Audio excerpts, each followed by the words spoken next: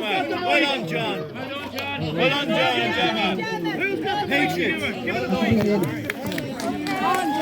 Well done, Gemma.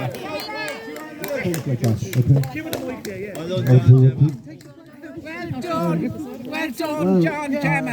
Have you heard the results? No. Go on. Come on, Gemma. Gemma has been convicted on 3 counts. Entirely predictable. It was the most unbelievable scenario I've ever seen in my life.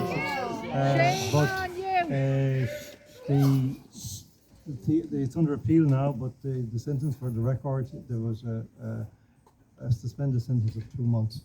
But that's now scrubbed because the thing is under appeal. That's it. The good news is it's under appeal, and the good news is that Gemma Doherty stood strong and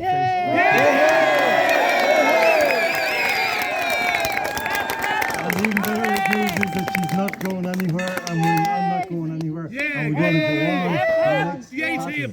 Because these people will not stop us they will not stop us from saying our The people that are living off sucking off this country, destroying it, taking its lifeblood from it, with this crookedness, will not triumph.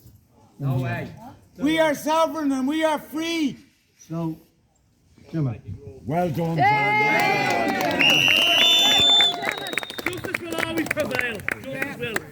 Justice will always win. Patriots. As I explained to you earlier, when Dennis O'Brien told me that through his minions, that after 20 years service, I had a choice. Stop saying the Gardaí are corrupt and stop investigating Garda corruption, or your job is gone. And I said, after a multi-award winning career, impeccable, management giving me bonuses every time I won an award for them, management texting me after prime time, did a special on my investigative work on Father Niall Malloy and getting that case reopened, and Gavin O'Reilly, Tony O'Reilly's son, texting and giving me a bonus.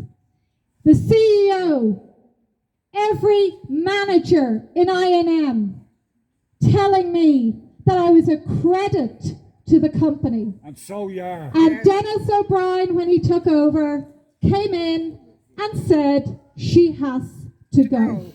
And at the time, for me, that was a devastating moment because I had sacrificed so much for my career as a journalist, for that company.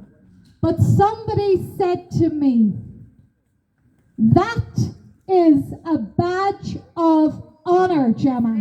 That is a badge of honor. To be unlawfully dismissed by Hillary Clinton's biggest Irish donor.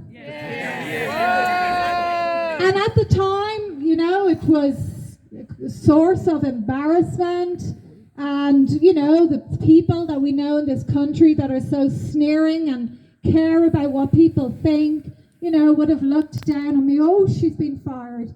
But I took 3 legal actions and I won every one of them at a time when we had courts that were not rotten to the core, like this one here. So today I say, a conviction from a kangaroo court like that is a badge of honor. And as I will repeat the words of Edward Snowden, who said, when you are made a criminal for exposing the crimes of the state, you know that you are being run by criminals. Let me tell you, in that court today, I did not get one opportunity to open my mouth. At one stage, I think it was when Kicker Waldron was telling his lies after lies after lies, and they all know it. They all know it. But when he was giving his lies, I sighed. I sighed. A human reaction when you're sitting in a courtroom. The judge roared down at me, "Stop sighing." Stop the sign. Stop the sighing. John is going to write a book now called Stop the Sighing. To hear a member of An Garda Síochána, I mean, I wish you were in there. And the reason they didn't have you in there is because they knew that the Gardaí were going to be just telling such outrageous lies about me, a reputable journalist with an impeccable pedigree. That's just it. All I've done is serve my country, which is my duty as a journalist. That's all I've done. And now they want to criminalise me. But as I say, that conviction is now quashed. And I will take this to the highest court in Europe. We will be going to Europe. Because first of all, the three convictions are: one, failure to give name and address. Okay. He knew exactly who I was. And there were many other people there that day, and I'm so glad that they weren't put through what I've been put through in the last year. But I did give my name and address on the bridge, as Kicker Waldron knows, because he was pulling back my chronically frozen shoulder, and I had no choice but to give it. At that point, I should have been released immediately from his unlawful arrest, which is what it was. Shame, shame, shame. You know, most of you, because you're educated in the law, that you have got to be cautioned. You have got to be cautioned in advance of an arrest. You have to be told, and every one of them knows it, that if there is any risk that you might be arrested for not actually breaking the law or breaking it, they have to say to you, failure to adhere to my warning could result in your arrest. Okay? That never happened. That never happened. And I left day in there today, when I have devoted 3 decades to saving the Irish people, trying to, from water fluoridation, the subject that I won National Campaigning Journalist of the Year for. I have to say this now, because no one else is going to speak for me. You stood here today, but you may not know these things.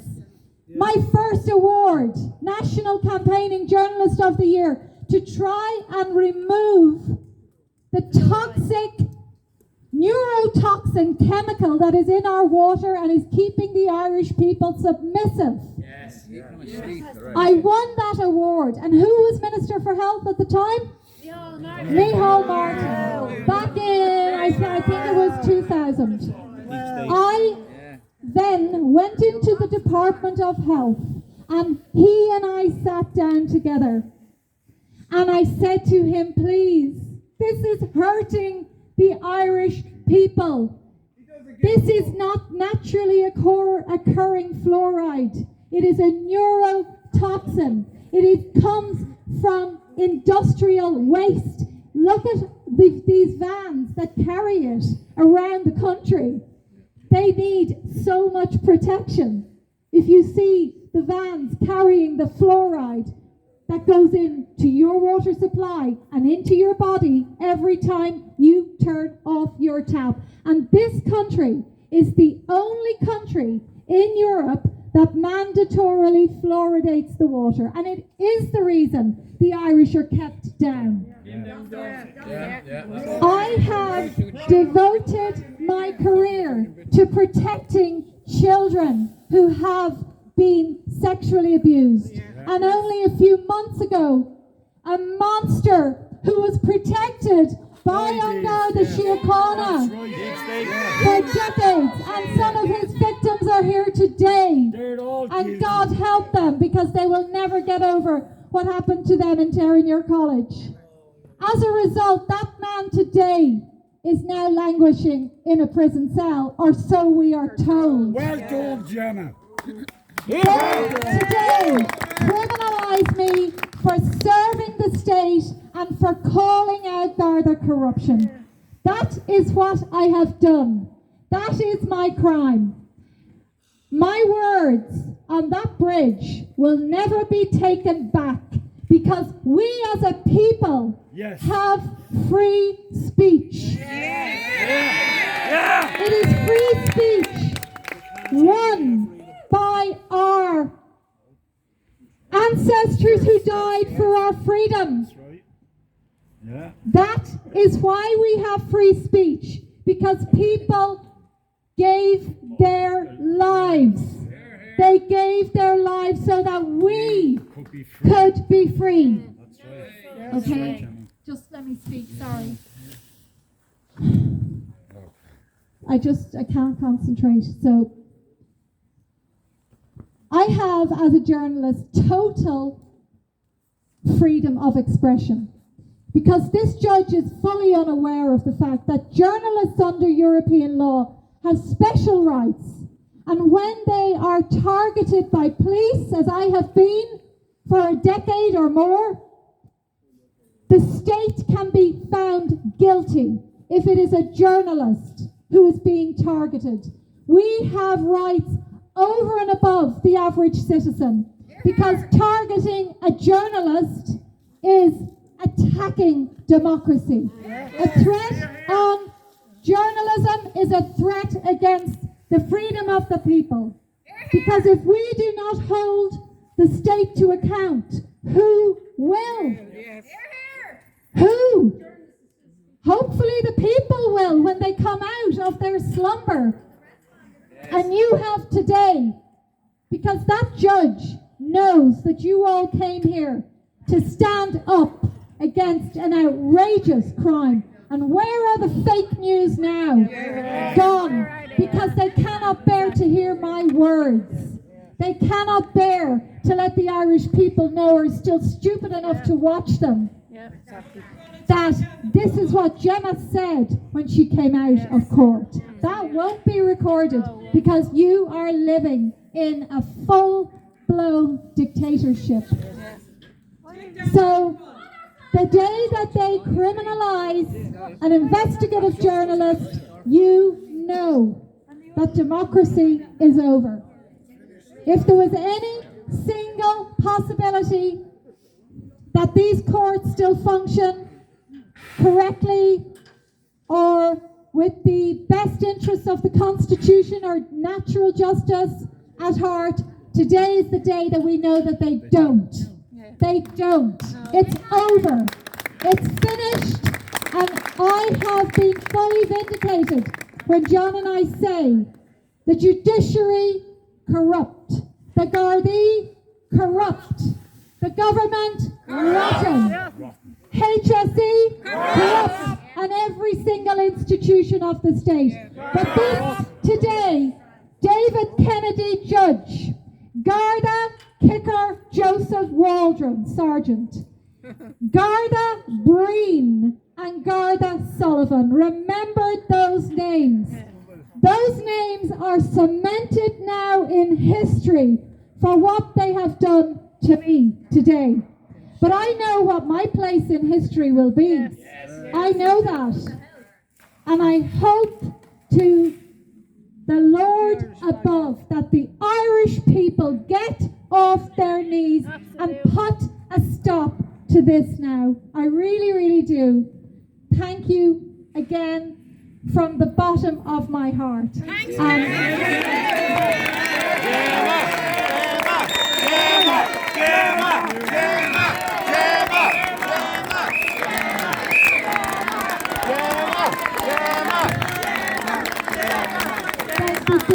So the refusal to give name and address, which I did. The second was Resistance. Okay, now one of the Gardaí said I did not resist arrest. The resistance consisted of me putting my arm on a step rail heading down onto, as I said to you earlier. Now, that was there because I automatically just went to do this, to hold. Anyone would do it, to hold when you're going down some deep, steep steps. That's what I did. And they used that as grounds for arresting me because of a natural instinct to put my arm out and protect myself from falling down about 30, 40 very steep steps with a dual carriageway beneath. Shame on them. They found me guilty of those three. That judge did. No jury or anything like that, obviously. Because these courts appear to be run by the people behind us here. And not justice. Shame on them. But at the very end, then Garda Waldron was wondering about the banners. Don't touch me. And the judge asked me, was I willing never to hang a banner on a bridge again? Can you believe it? I'm asking you all to get your banners and hang them on bridges. It is not an offence, and it never was. And I don't know how all these banners on bridges are allowed, but as long as it mentions nothing about vaccines, it's fine. It's fine. So, a terrible day for Judge David Kennedy, a terrible day for Bray Gardaí, and a victory for all of us who stand against this.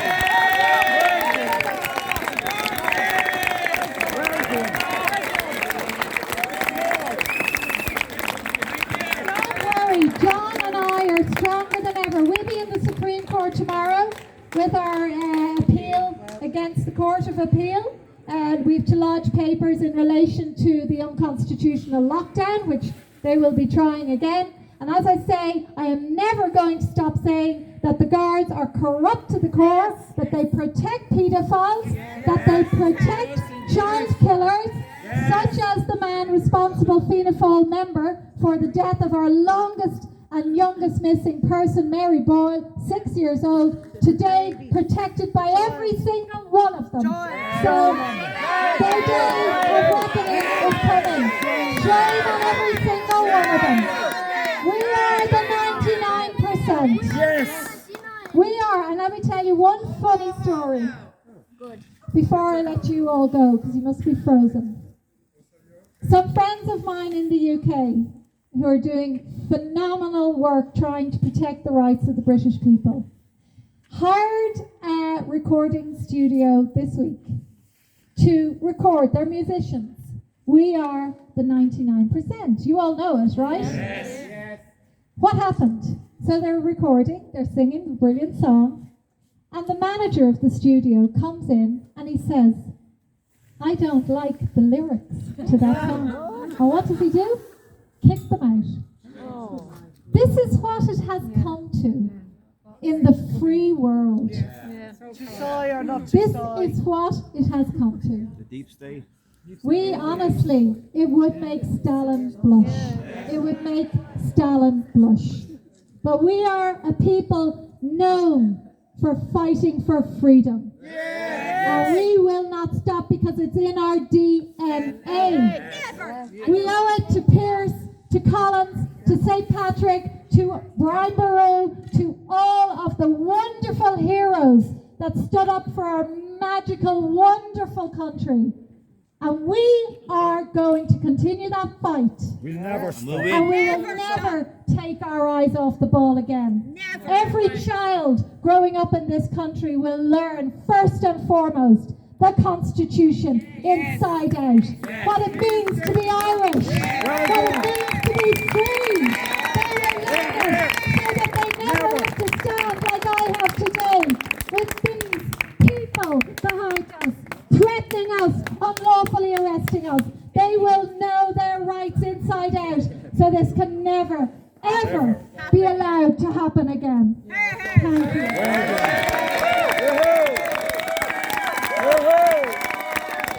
Thank you very much, everybody. Just before I go, I just wanted to, it just came into my head actually that the judge actually has a sense of humour also. Because Brendan, the solicitor, wonderful solicitor, made 3 applications at the end and the judge knocked them down like skittles one by one. But when the last one was in relation to the question of Gemma resisting arrest by holding on to the railing as she was going down the steps. That's resisting arrest. And the judge, Brendan made this very well again. They were all beautifully put together. And the judge, in response to this one, said, no, I'm not accepting your application, Mr. Maloney. It's clear to me, he says, that Ms. Doherty was not happy about being arrested. I'm